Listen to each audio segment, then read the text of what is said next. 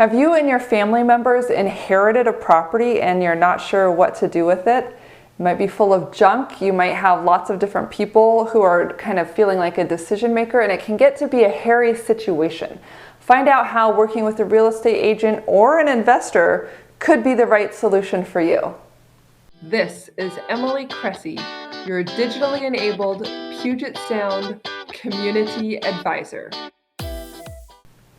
Hi, my name is Emily Cressey, and I am both a real estate agent and an investor, so I'd like to share my perspective on what I've seen. I've learned a lot about probate over the years, and that's the type of situation that I think it makes sense to work with a professional. So typically what happens in a probate is a beloved family member passes away, leaving a house full of stuff at possibly not in good repair, maybe some deferred maintenance or just old-fashioned wallpaper and paint and those types of things, not exactly ready to put on the market and show the next day.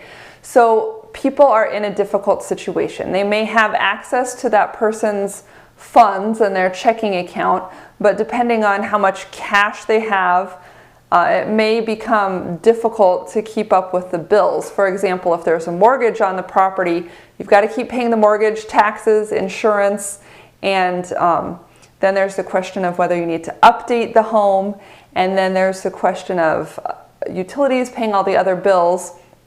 So you've got these ongoing expenses that you have to draw from the decedent's estate to pay the bills.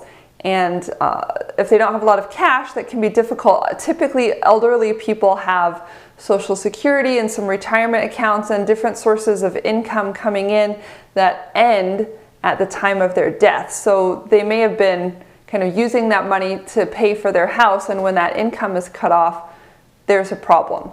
So that's kind of the situation with the monthly bills. On the other hand, you might have a number of people, siblings, if the person had multiple children, who are expecting a piece of the pie when the house sells, but typically just one or two people are in charge of making the decisions and paying the bills. So there's a lot of time, energy, and effort that goes into these people. They have to do all the work of managing somebody else's estate on top of managing their own house and property. And third, it's an emotional time. You've just lost a parent in many cases, or an aunt, uncle, grandparent, somebody that you care about and who cared about you, and so it's emotionally difficult as well. And the question becomes then, what are we going to do with the property? Are we going to fix it up? Are we going to sell it as is? Are we going to wait until next spring, until the selling season comes around? Are we going to just let it go to be done with it because people are fighting and I don't have time to deal with it? These are the types of situations that people in probate typically have to encounter and make a decision on. So if you call an investor, I have worked as an investor, I enjoy investing in property. Typically the situation is the property's not in great shape. It's not the type of thing that you could just put on the market and sell. It's got deferred maintenance, it's out of date, it looks bad. Somebody is going to need to put some work into the property to get it looking nice and ready to sell. And the person who puts that work in, work means time and money and kind of the know-how, like what do we need to replace the kitchen? Who could say?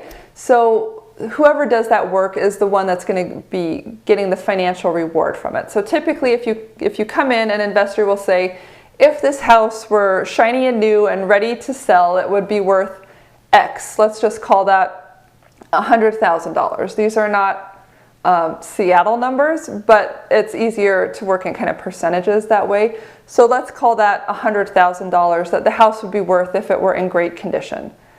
But it's not in great condition. It's going to need $20,000 of work to get it up here where it can sell for.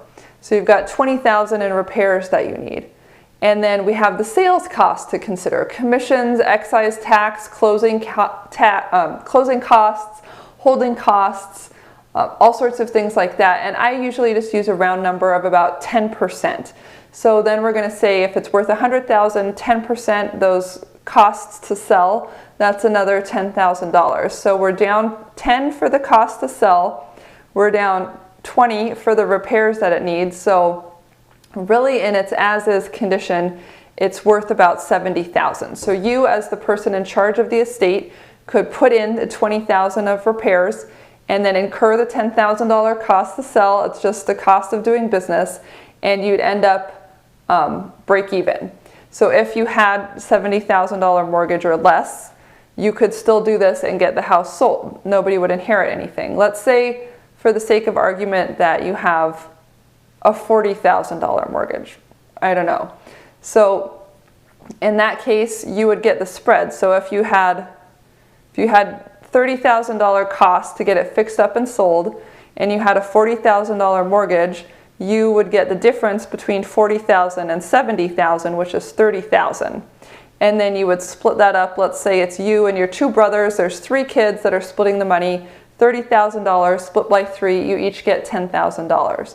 That's the way that things can work. That's not a lot of money for doing a $20,000 rehab project. Another way that it could work is you could bring in an investor, and the investor would say, you know what, this property is worth $70,000, but if I'm going to get involved, if I'm going to spend my time and money doing this $20,000 rehab, I need to make a profit. And what that investor's profit needs to be will vary by the investor and his expertise, the amount of risk in the marketplace, you know, what's going on. Is it going to be easy to sell? Is it going into winter? What's going on?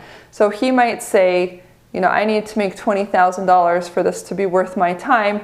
And so, you know, he's not going to buy it for $70,000 because he'd have to do all that work and he wouldn't make any money. So he's going to need to buy it for less than $70,000. And how much less is his profit? So if he says his profit needs to be $20,000, then we've got $70,000 minus $20,000.